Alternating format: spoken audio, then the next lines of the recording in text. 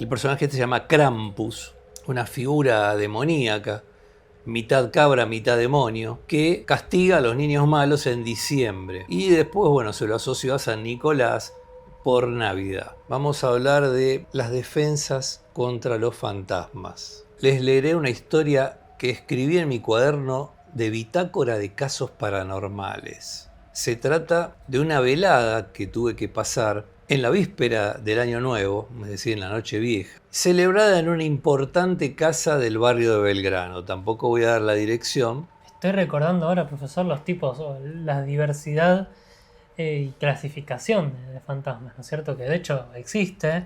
Desde Así ya. como uno dice, bueno, el poltergeist, y sabemos que nos referimos a los fantasmas o lo que sea que mueve los objetos.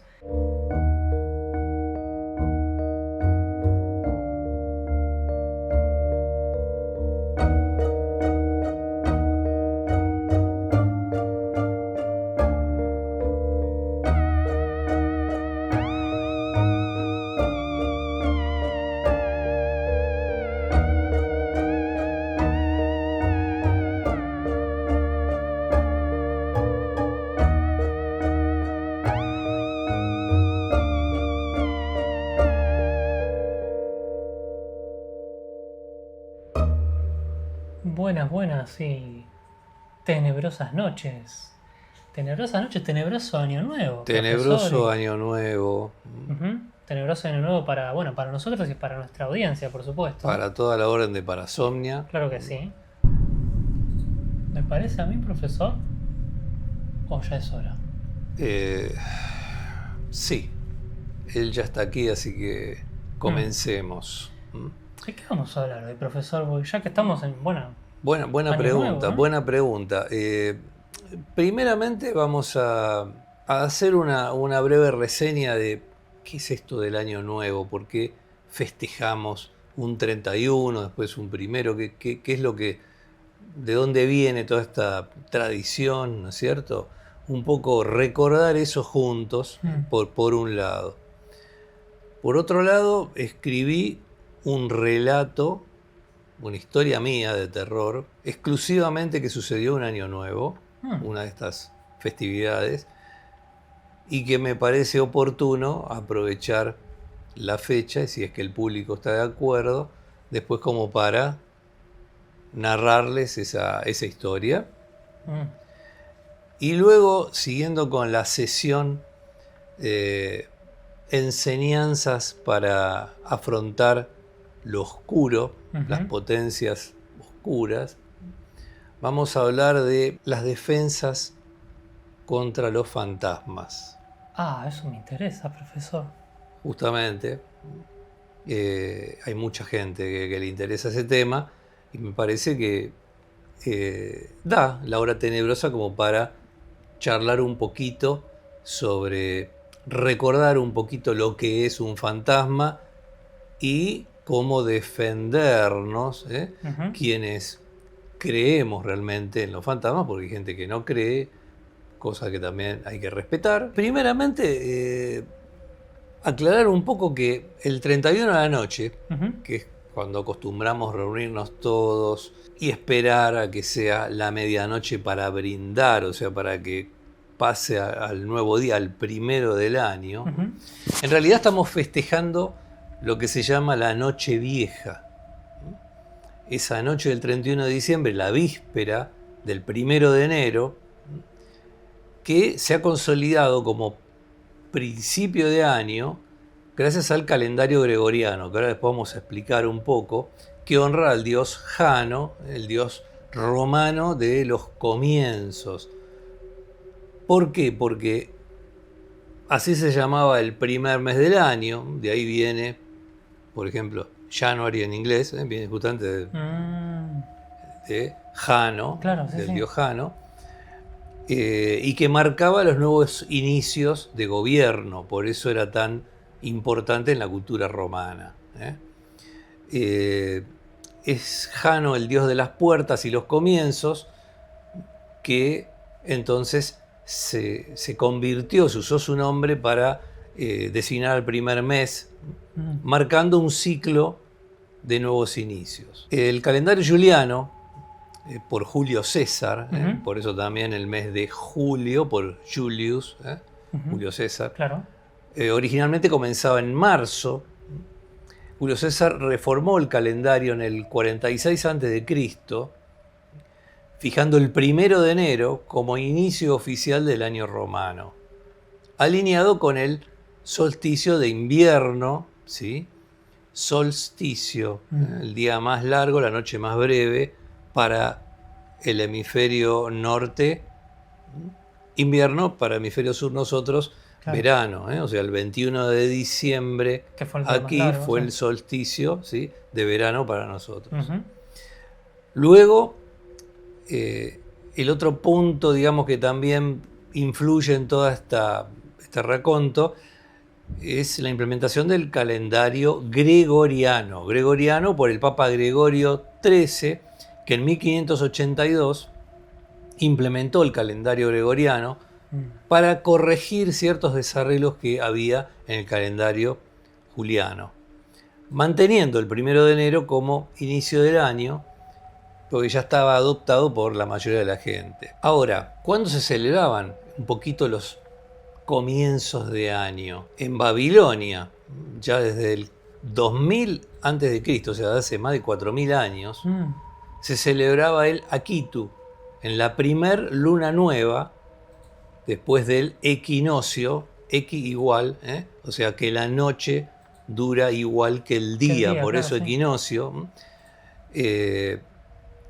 Nosotros celebramos el equinoccio, digamos, de otoño, es el 21 de marzo en el hemisferio sur. Ellos celebraban, pero para ellos era primavera. Por eso lo hacían también en la misma fecha. Claro. Para egipcios, fenicios y persas, el año comenzaba con el equinoccio de otoño, o sea, el 21 de septiembre, lo que sería para nosotros el inicio de la primavera. Sí. Fíjate qué diversidad. Los griegos lo iniciaban en el solsticio de invierno, el 21 de diciembre, muy parecido a lo que antes de Julio César se celebraba en Roma. En resumen, el 31 de diciembre es la última noche del año, por eso sería lógico llamarlo Nochevieja, que da paso al 1 de enero, el inicio oficial del año nuevo en nuestro calendario gregoriano.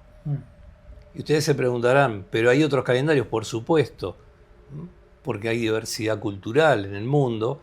Por ejemplo, el calendario hebreo, Rosh Hashanah, o sea, el año nuevo hebreo, judío, se celebra en el mes de Tishrei, es septiembre, entre septiembre y octubre. No hay que olvidar que ellos tienen un calendario solar lunar, diferente que nuestra forma de contar el tiempo. El año nuevo chino, a finales de enero, principios de febrero. ¿Por qué? Porque está basado en el ciclo lunar. En Persia y Asia Central se celebra el Nowruz, que es el equinoccio de primavera, alrededor del 21 de marzo. Es una celebración milenaria. Para ellos comienza el año ahí. El año nuevo etíope, en Kutatash, se celebra el 11 o 12 de septiembre, marcando el fin de las lluvias. O sea, ellos toman un fenómeno meteorológico coincidente con las estaciones y ubican ahí el inicio del año. Y vamos a mencionar una tradición que hoy en día se conoce bastante porque se ha hecho famoso el personaje. El personaje se llama Krampus, una figura demoníaca, mitad cabra, mitad demonio, que castiga a los niños malos en diciembre. Y después, bueno, se lo asoció a San Nicolás por Navidad. Profesor, he visto varios videos en redes últimamente de mucha gente celebrando vestida de Krampus justamente. Bueno, más en todo lo que tiene que ver la zona nórdica, ¿no es cierto? Exactamente. ¿Y qué origen tiene ese mito? Viene desde ahí, me imagino. Claro, Krampus tiene un origen en lo que es el folclore pagano, precristiano de las regiones alpinas, Austria, el sur de Alemania, y está asociado a rituales de invierno para ahuyentar a los malos espíritus, fusionando figuras como el dios nórdico con cuernos o sátiros paganos. Fue incorporado por el cristianismo como un compañero demoníaco de San Nicolás, de Santa Claus, para castigar a los niños malos. Su nombre deriva de la palabra germánica Krampen, que significa garra. Así que bueno. Es interesante. Ahora me pregunto, bueno, ahora en la cultura por ahí más popular está instalado que a los que se portan mal, bueno, Santa Claus les trae carbón, pero no que aparece el Krampus. Lo han bajado un poco de tono, ¿no? Porque digamos que ha quedado más en toda esa zona, la zona, hoy día también en la zona nórdica se celebra esta festividad donde prenden fuegos y varias personas se disfrazan de este personaje. Es algo que a nuestras tradiciones pues no ha llegado, especialmente porque toda la tradición en Sudamérica está muy influenciada primero por la inmigración española y después por la italiana, portuguesa. Claro. O sea, son distintos orígenes. Vamos a recordar también el Samhain celta, la víspera de Todos los Santos, que se celebraba alrededor del 1 de noviembre, también porque marcaba el final de una cosecha y el inicio del invierno, por lo tanto era su año nuevo. Todo esto que después derivó en Halloween y todo esto. Entonces, se creía que esa noche espíritus y criaturas sobrenaturales cruzaban al mundo de los vivos. Por eso se realizaban cierto tipo de rituales de terror, como encender hogueras, por ejemplo los druidas, que hacían grandes hogueras, a veces con sacrificios de animales e incluso humanos, para honrar a los muertos y alejar espíritus malignos, según algunas interpretaciones.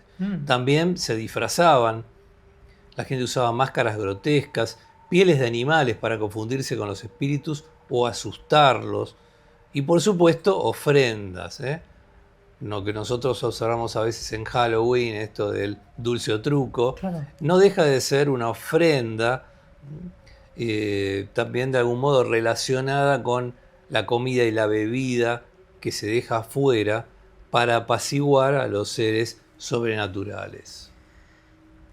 ¿Y cuál sería la razón o el significado de dejar estas ofrendas para los muertos? O sea, como puede verse en algunas tumbas, hay en tumbas que dejan flores, ¿no es cierto? Bueno, cambia según la tradición. Me estoy recordando ahora, no sé, los egipcios con Tutankamón y las cosas que dejaban. Interesante observación, por supuesto. Según los antropólogos que se dedican a la arqueología, el ser humano, o sea, concretamente el Homo sapiens, comienza a hacer enterramientos, los más antiguos que se conocen, tienen alrededor de 80.000 años.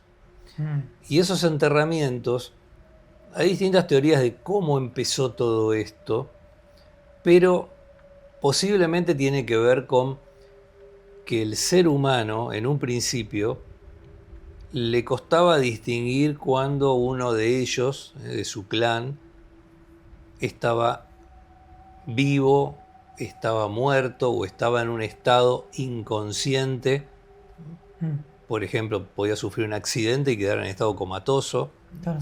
Entonces, ante eso, ante la duda de si la persona necesitaba o no seguir alimentándose, vistiéndose, por un lado, y por otro lado, el temor que generaba el ver que uno de los suyos, al estar muerto, su cuerpo empezaba a descomponerse. ¿Y qué ocurría si ese ser ya deforme, semidescompuesto, si de pronto se acercaba a ellos, eso que tenía podía ser contagioso o no?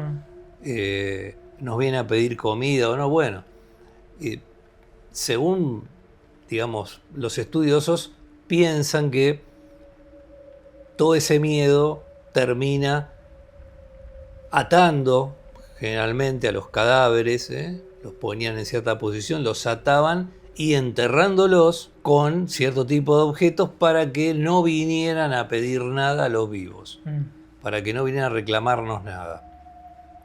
De hecho, había culturas donde, como vos sabés, por ejemplo, los egipcios, que los enterraban hasta con sus barcos a los faraones. Sí. Pero en muchas culturas, por ejemplo, los germanos, cuando fallecía un líder, sacrificaban su caballo, sus mujeres, y lo enterraban con sus bienes. Entonces, son tradiciones muy antiguas y que tienen que ver un poco con todos estos miedos y simbología que se han ido generando, creando un inconsciente colectivo. Entonces nosotros, o algunos, acostumbran ir a visitar a un cementerio, a honrar a los muertos y a dejarles una ofrenda. Claro, unas flores, por ejemplo. De pronto una flor, antes se le dejaba comida, bebida, cosa que se sigue haciendo. Por ejemplo, cuando se festeja el Día de los Muertos en México, que es una festividad México, sí, muy fuerte, es la forma de honrarlo, o sea, compartir con el difunto cosas de la vida cotidiana. Como la película Coco, profesor. Exactamente, que ahí nos muestra muy bien una serie de tradiciones muy ricas en todo eso. Sí, eso con respecto a los objetos. Eso sería sí. Con respecto a las ofrendas. Sí. Se han encontrado hasta algunos enterramientos de neandertales. No vamos acá a decir quién comenzó con los enterramientos, porque no hay que olvidar que durante miles de años estuvieron compartiendo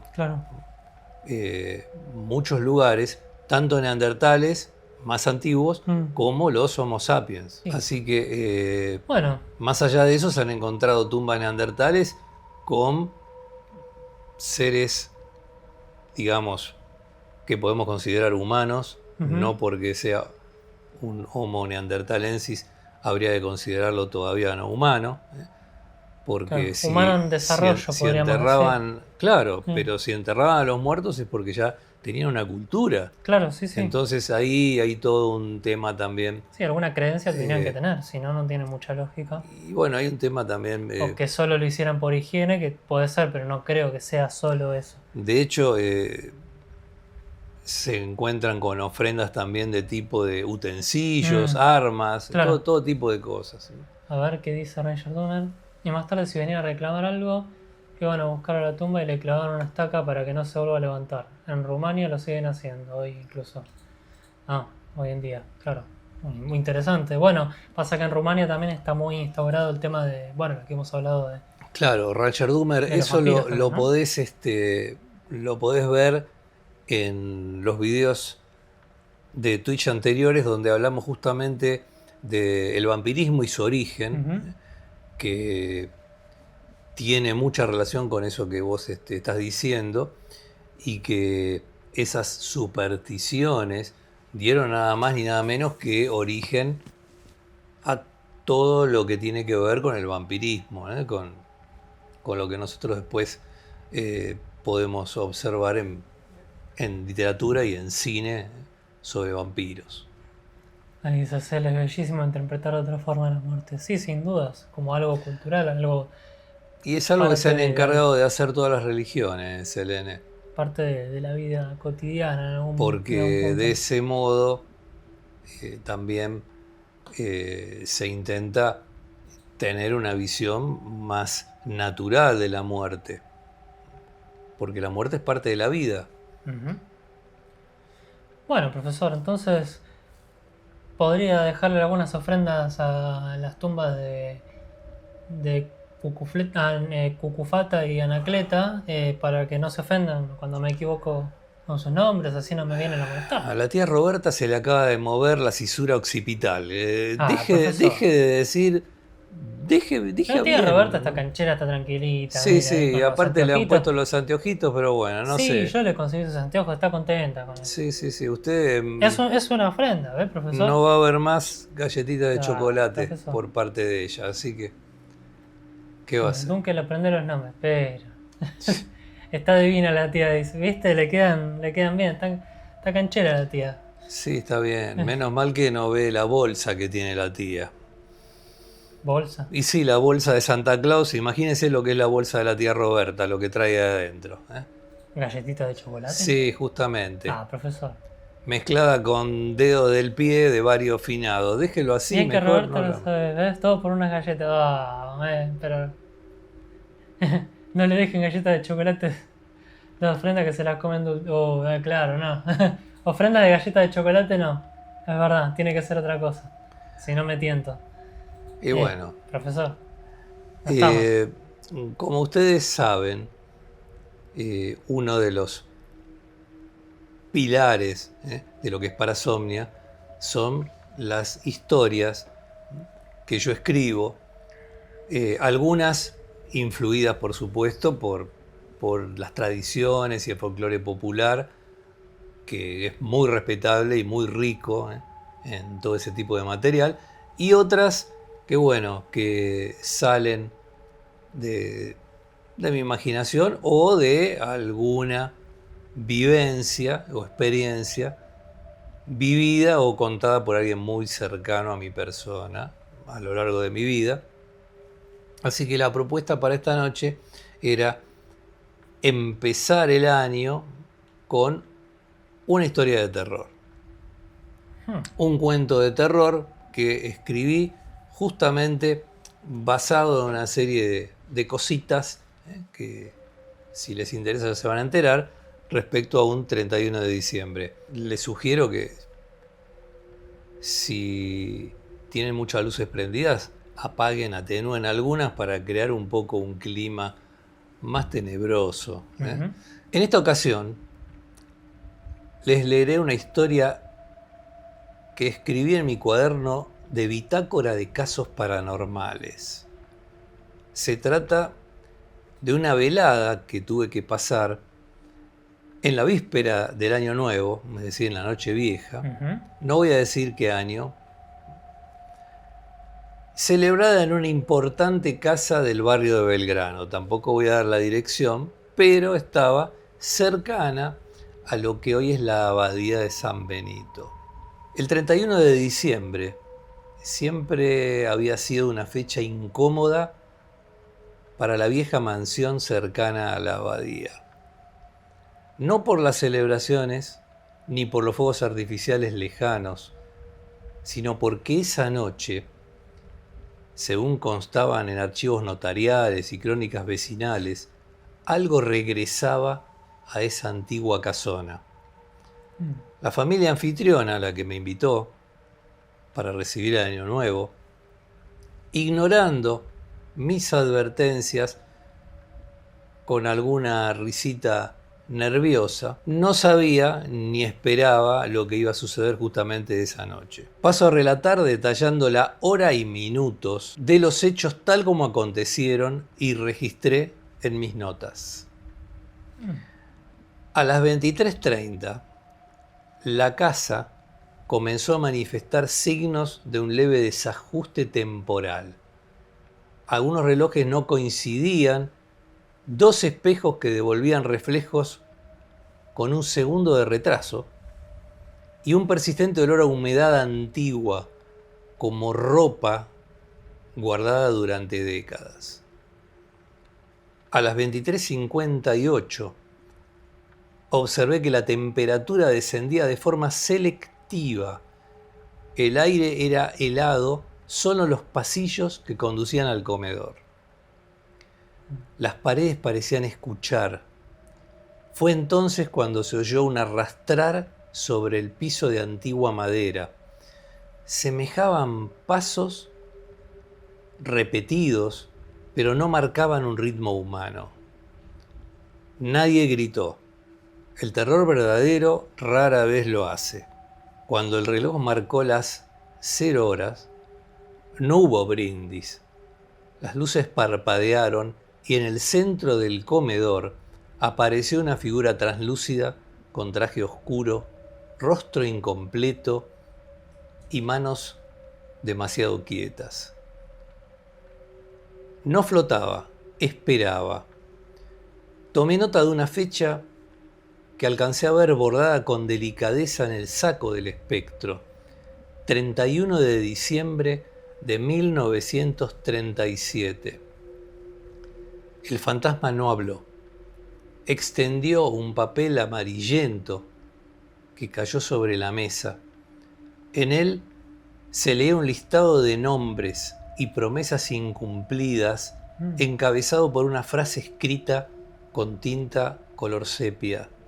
Decía: el año no se renueva si la deuda persiste. La familia comprendió tarde que, tal como investigué más tarde, aquella casa había sido escenario de una muerte silenciada, ocurrida exactamente al sonar las 12 campanadas, y que cada año nuevo el espectro del muerto regresaba para verificar. Uno a uno los nombres del papel comenzaron a borrarse, excepto el último. El aire se notaba espeso. El espectro levantó su mirada o aquella sensación de vista, si es que se la podía llamar mirada, y señaló al padre de familia. En ese momento las luces se apagaron. Cuando regresaron, el fantasma ya no estaba. Y el hombre, el padre de familia, yacía en el suelo, vivo pero envejecido, como si hubiera atravesado años enteros en tan solo un segundo. El papel ahora estaba en blanco y se desintegró. Días después, decidí cerrar el informe de lo sucedido con una advertencia precisa. El año nuevo no solo es un umbral festivo, sino un acto de revisión. Y hay casas y personas que no superan la auditoría. Respecto a la familia que me invitó, puedo decir que desde entonces en esa casa nadie brinda la medianoche del 31 de enero, porque están muy atentos al reloj y esperan que el año, esta vez, pase de largo. Algo cierto había de lo que había comentado previamente, pero bueno, es otra historia bastante diferente. Yo conocía otra cosa. De hecho, hemos publicado una reseña hace poco que usted mismo ha hecho de la carreta fantasma, profesor. Que también hay justamente dice que la tradición, ahí más toda la zona nórdica, ¿no es cierto? Estamos hablando. Cuenta eso, que si fallecen en la víspera de Año Nuevo, manejarían una carreta fantasma y cumplirían el rol de la parca, básicamente. Le iba a preguntar justamente qué sucedería o cómo uno tiene que actuar si se le aparece la presencia de un fantasma, ¿no es cierto? Porque uno puede creer o no creer, en algún momento se te puede llegar a manifestar. Bueno, de hecho, para otro momento quizás contemos algunas cosas de la casa, su casa anterior, profesor. No lo sé, no lo sé, veremos. Las cosas ya son para un público muy especial. Pero bueno, volviendo a la pregunta, ¿cómo tenemos que actuar? Porque, a ver, es cierto que nos da un poco de miedo también, un poco de curiosidad ante un hecho así, bueno, pero hablaste en la historia esta de parálisis, ¿no es cierto?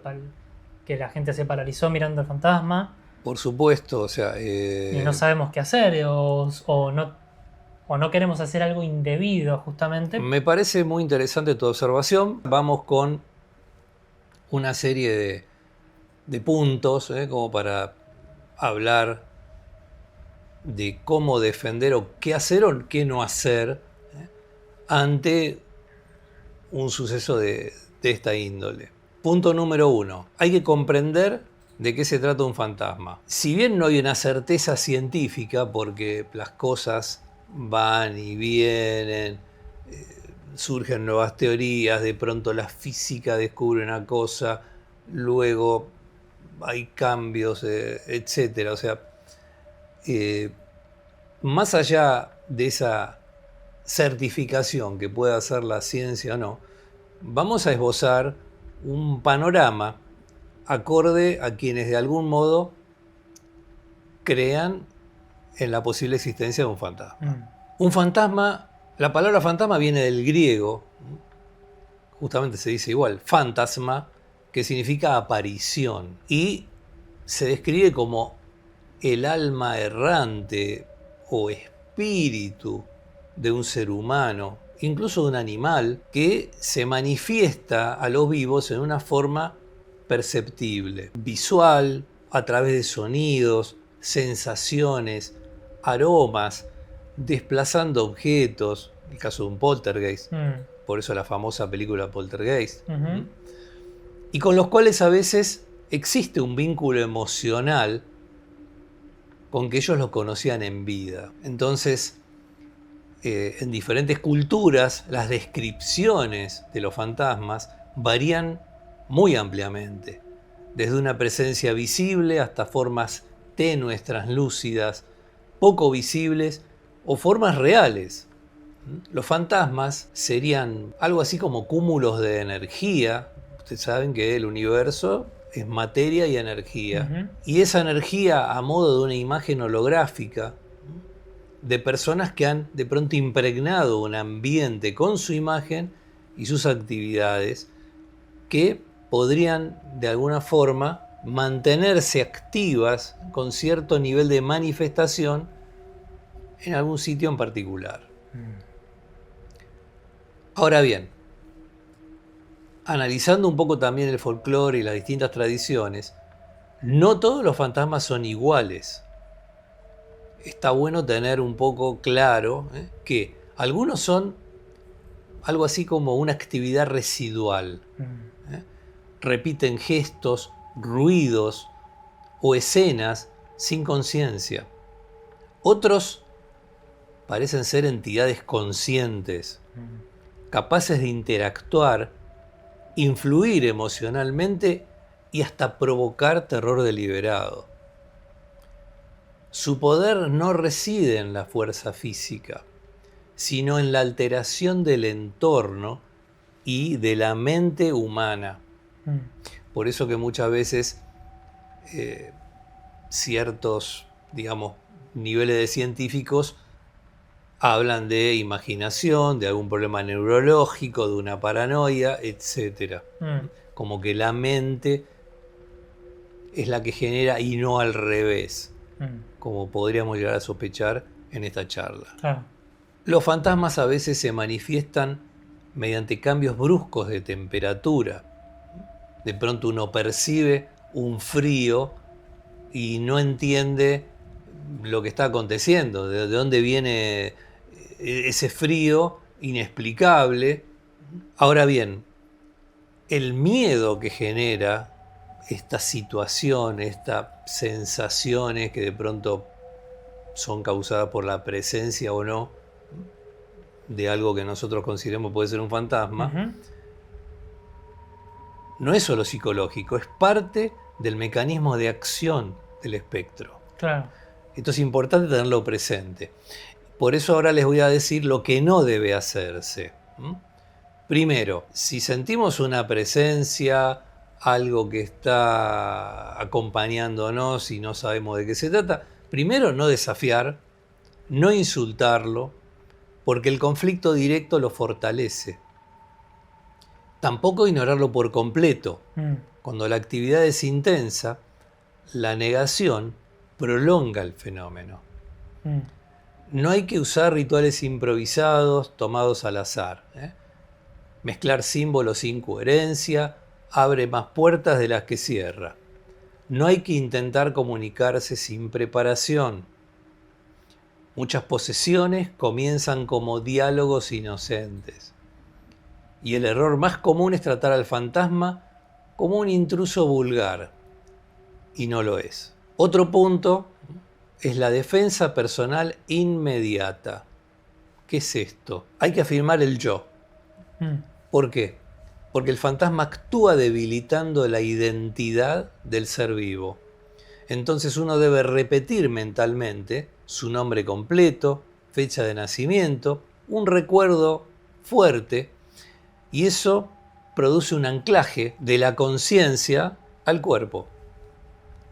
Esto corta episodios de parálisis, en el caso de parálisis de sueño, Sí, o como si mareos o sugestión. O sea, todo este tipo de Mm. cosas es importante porque nos corren del lugar en el cual nosotros podemos llegar a perder el anclaje consciente y el Ujú. dominio de nuestro cuerpo, que es nuestro vehículo. Claro, como la película Insidious, profesor, Exactamente. que hacen estos viajes, no son astrales, son otra cuestión, es como que entran en un estado diferente en el que justamente pueden quitar la conciencia o separar la conciencia del cuerpo, ¿no es cierto? Y en el caso de la parálisis, Ujú. este tipo de técnicas que se pueden practicar durante el día con una sencilla meditación o armonización. Y en el caso de cuando uno es consciente de lo que está sucediendo, que de pronto se produce ese estado tan especial, esa parasomnia, el hecho de inmediatamente repetir quién soy, dónde estoy, tener sensación de cada parte de mi cuerpo, hace recuperar un nivel de conciencia que muchas veces supera este tipo de problemas. Así que es útil entonces esa afirmación del yo. Por otro lado, también es útil, junto con eso, hacer una respiración rítmica. La respiración lenta y consciente reduce el campo emocional del miedo. El fantasma se manifiesta con mayor fuerza cuando detecta que hay pánico desordenado. ¿Por qué? Porque también el pánico desordenado lo que hace es ponerme en un montón de en una situación a nivel, digamos, neuronal, donde mis ondas cerebrales no están funcionando en una vigilia total y puedo llegar a perder mi conciencia. Con lo cual, ahí sí soy presa también de otro tipo de eventos. Entonces, la afirmación del yo, la respiración rítmica, ¿sí? Esa respiración profunda, diafragmática, no de garganta, sino que baje el aire, esa respiración consciente, que yo espero unos segundos y luego exhalo, es fundamental. Evitar la fijación visual.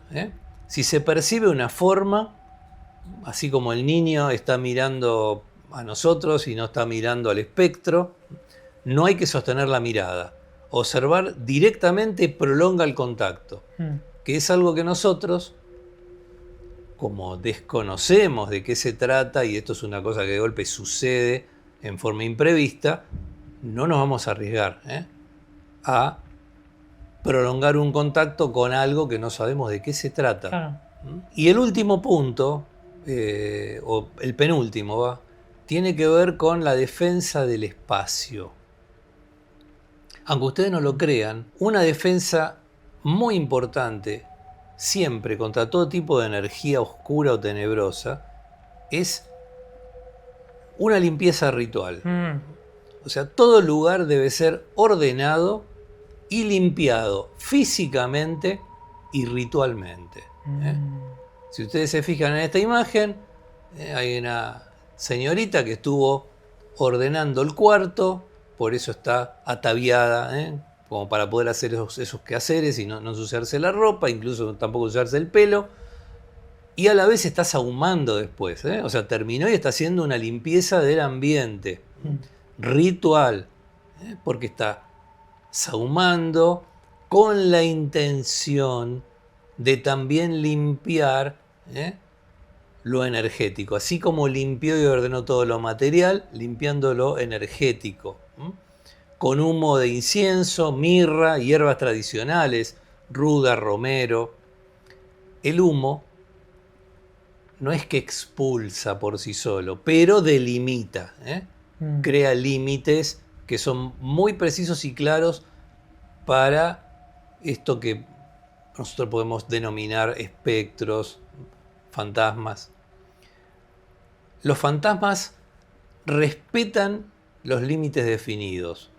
Decir en voz alta con calma y autoridad: este lugar pertenece a los vivos, no tienes permiso para manifestarte aquí. Esa frase dicha con convicción limita absolutamente la actividad del fantasma. Convicción es el punto. Luz constante. La oscuridad favorece la actividad desconocida. No por miedo a la luz, sino porque la penumbra desdibuja los límites. Entonces, cuando uno mantiene una iluminación muy pareja y constante del lugar, se reducen las manifestaciones. Y otro punto importante son los objetos vinculantes. Muchos fantasmas están atados a objetos específicos: muebles, espejos, cartas, prendas. Identificar el objeto es algo crucial. Y una vez localizado, no hay que destruirlo impulsivamente. Mucho cuidado con eso. Hay que envolverlo en tela natural, retirarlo ceremonialmente del lugar o enterrarlo. Eso según la tradición local. La destrucción sin ritual suele liberar y no eliminar. Así que no es cuestión de decir, bueno, yo lo rompo y ya está, y listo, no. Ahora bien, otro punto sería, solo si es necesario, interactuar con la presencia. En casos persistentes, o sea que constantemente se vuelve, y vos ya hiciste la limpieza, hiciste todo, y vuelvo a sentir otra vez, siento, se cae algún objeto, siento frío, siento un susurro en la oreja. Bueno, en este caso se puede hacer una interacción mínima, no con preguntas abiertas, solo una afirmación. Por ejemplo, reconocemos tu presencia y sabes que no puedes permanecer aquí. Nunca hay que pedir señales, mucho cuidado con eso. Nunca ofrecer ayuda sin saber el origen del fenómeno. La compasión mal dirigida produce anclaje. Anclaje se llama cuando hago o cometo algo que hace que la presencia se arraigue más todavía. Quede arraigada y sea persistente. Así que para evitar eso, no hay que pedir señales, no hay que pedir pruebas, que eso es algo que muchas veces se hace en el juego de la copita. O los que dicen que son cazadores de fantasmas, profesor. Dicen, invitan sí, a que ocurran cosas, hablar. Y después cuando las cosas ocurren, no saben qué hacer. Como advertencia final, un fantasma no siempre busca dañar, busca ser reconocido o repetirse. Pero su permanencia erosiona lentamente a los vivos, nos causa cierto tipo de daño. Entonces, la defensa no consiste en expulsar con violencia, sino en establecer el orden entre planos. Recuerden, el miedo no atrae a los fantasmas, el miedo los fija, cuidado con eso. La serenidad consciente los debilita. Por eso lo que les decía, de nuevamente recuperar la conciencia del yo, hacer algún tipo de ejercicio respiratorio. Así que bueno, espero que este instructivo les haya servido, al menos para no quedar prisioneros de lo invisible.